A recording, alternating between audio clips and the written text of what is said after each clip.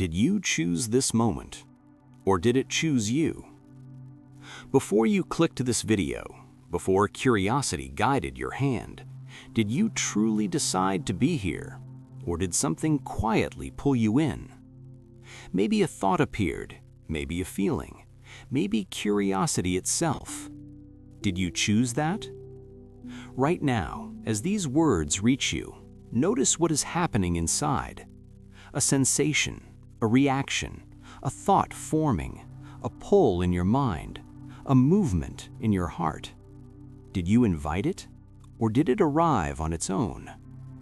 We grow up learning a simple story, that we are the ones making choices, that we decide what to think, what to feel, what to do. Free will feels obvious, natural, undeniable. But most things feel obvious until we look closely, until we slow down, until we really notice. Think about the last decision you made today. It might have been small or deeply important. Before the decision, there was a preference, a leaning, a subtle pull, a sense of yes or no. Where did that come from? Did you create it? Or did it appear, the way hunger appears, the way a mood shifts, the way a memory suddenly surfaces unexpectedly, quietly, unnoticed?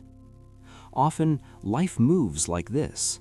A thought arises, an emotion follows, the body responds, and only afterward a voice says, "I chose this." But what if that voice is arriving late? What if it is not the author, but the narrator? Neuroscience offers a quiet revelation. Moments before we feel a decision forming, activity in the brain has already begun. Signals fire, the body prepares, the brain starts to act, and only then awareness steps in and claims authorship. Choice may already be unfolding before the feeling of choosing appears.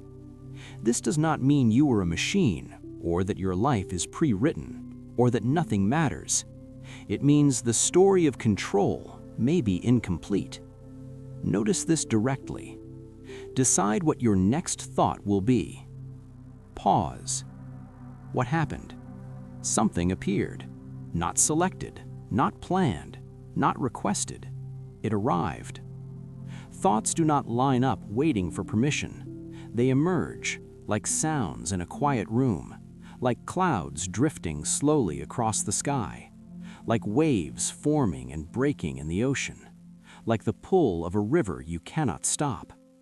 If you do not choose your thoughts, how much control do you really have? This question has echoed through philosophy for centuries. Some argued everything follows cause and effect, that freedom is an illusion, that all we do is the result of what came before. Others insisted, without free will, life loses meaning, morality collapses, responsibility disappears.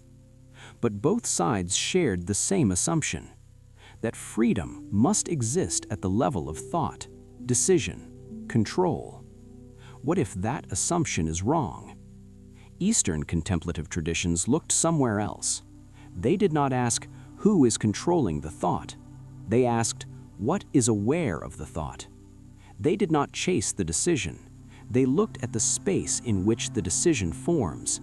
They noticed the presence behind the thought, behind the feeling, behind the impulse. This question changes everything. You may not choose your thoughts.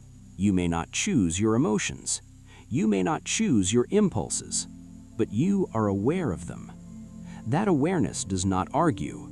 It does not rush. It does not need to prove control. It simply knows. Thoughts arise within it.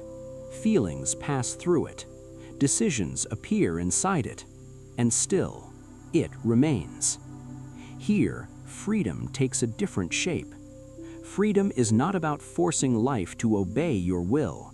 It is about no longer being trapped by the movements of the mind, by the chatter of thought, by the pull of desire, by the weight of fear.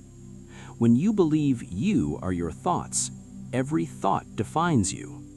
When you believe you are your impulses, every impulse commands you. But when thoughts are seen as events and impulses as energy, their authority weakens.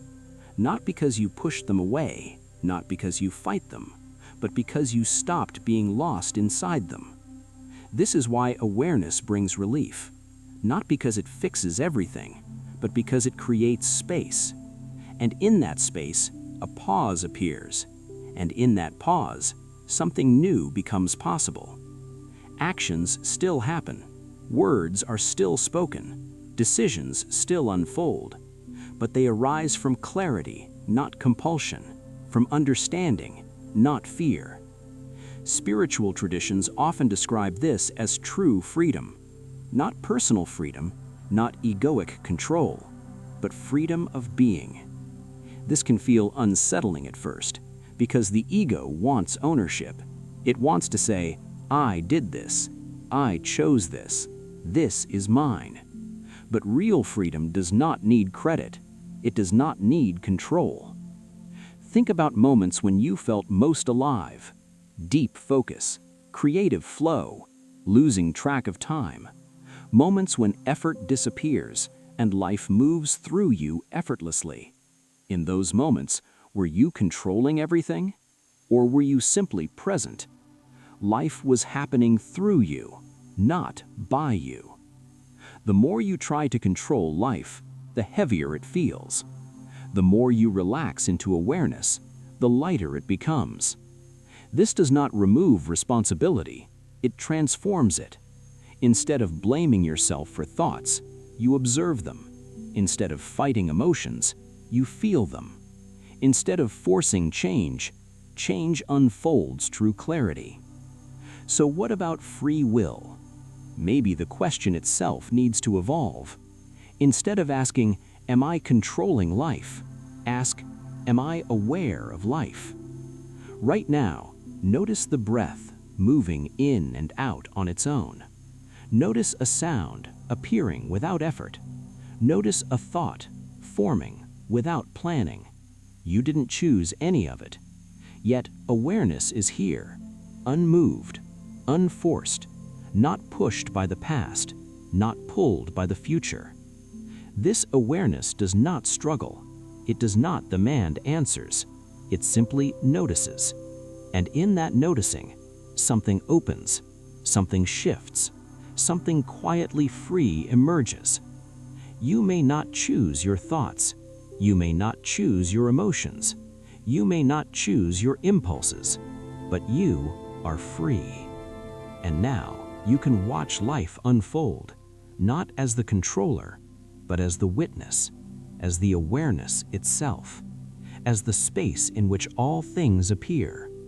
And in that witnessing, freedom is not lost, it is revealed.